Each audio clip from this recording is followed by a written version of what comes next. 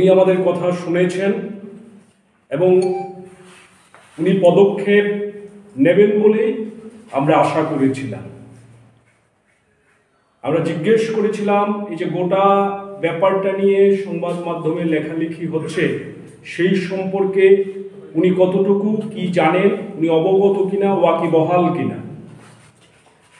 উনি স্বীকার করেছেন যে ওনার কাছে বিষয়টি এসছিল এবং ত্রিপুরা মেডিকেল কলেজ কর্তৃপক্ষকে বলা হয়েছে নির্দিষ্ট রিপোর্ট অধিকর্তার নিকটে পেশ করার জন্য। 3 দিনের সময়সীমা নির্ধারণ করে সেই রিপোর্ট উনি চেয়েছেন বলে, তলব করেছেন বলে উনি আমাদেরকে জানিয়েছিলেন। আমরা বলেছি এটা স্পষ্টীকরণ রাজ্যবাসীর নিকটে আপনি দিন। সরকার, রাজ্যের স্বাস্থ্যমন্ত্রী তথা মুখ্যমন্ত্রী মুখ খুলছেন না, আপনি এটা স্পষ্ট করুন। উনি বলেছেন রিপোর্ট যতক্ষণ পর্যন্ত না আসবে ততক্ষণ পর্যন্ত আমরা কিছু বলতে পারবো না।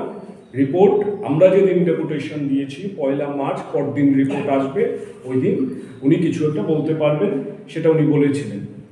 কিন্তু একটা সময় অতিক্রান্ত হয়েছে, বেশ কয়েকদিন পরেও আমরা লক্ষ্য করছি যে এই বিষয়ে দপ্তরের তরফ থেকে, স্বাস্থ্য দপ্তর হোক কিংবা মেডিকেল শিক্ষার প্রশ্নে যিনি সম্পূর্ণ দায়িত্ব পালন করেন অধিকর্তা সাহেব, কেউই মুখ খুলছেন না। এবং সব থেকে আশ্চর্যজনক যেটা, আমাদের রাজ্যের মুখ্যমন্ত্রী, যিনি ওনার নামের আগে ডাক্তার, প্রফেসর এই বিশেষণগুলি ব্যবহার করে থাকেন এবং আমাদের ধারণা এতে উনি খানিকটা গর্বিত বোধ করেন। সেই মুখ্যমন্ত্রী উনি যেখানে অধ্যাপনার কাজের সঙ্গে যুক্ত ছিলেন, যেখানে উনি চিকিৎসা করতেন সাধারণ মানুষের, সেই জায়গাতে এই ধরনের দুর্নীতির অভিযোগ এসছে, সেইখানে উনি নীরব, উনি চুপ করে রয়েছেন, কোনো কথা বলছেন না।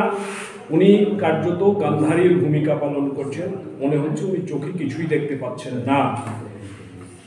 এই অবস্থায় এখনো আমাদের কাছে যা খবর,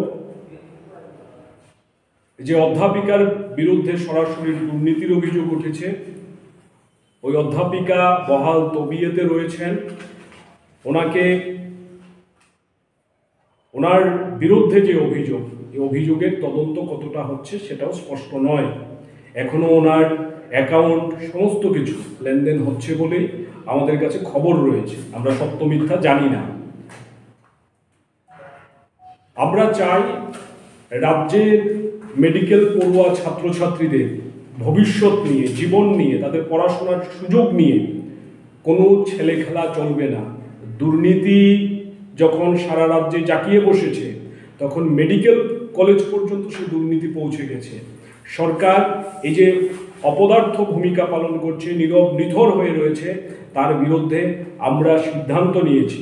আমরা ফের একবার মেডিকেল শিক্ষা অধিকর্তার কাছে জবাব চাইতে যাব এবং আমাদের সংগঠনের মধ্যে আমরা সিদ্ধান্ত নিয়েছি আগামী 7ই মার্চ শুক্রবার আমরা এই যে দুর্নীতির তদন্তের দাবিতে ফের একবার SFI TSU রাস্তায় নামবো, প্রতিবাদ জানাবো। এই ধরনের দুর্নীতির যে চক্র মেডিকেল কলেজের অভ্যন্তরে গজিয়ে উঠেছে, সরকার কোনো ভূমিকা পালন না করে, এর বিরুদ্ধে ব্যবস্থা না নিয়ে শাক দিয়ে মাছ ঢাকার যে চেষ্টা করছেন, তার বিরুদ্ধে আমরা আন্দোলনে নামব, লড়াইয়ে যাব। এই কথা আপনাদের মধ্য দিয়ে রাজ্যবাসীর নজরে নিয়ে যাওয়ার জন্যই আজকে সংক্ষিপ্ত সময়ের আহ্বানেই আপনাদের সঙ্গে আমাদের মিলিত হতে হয়েছে।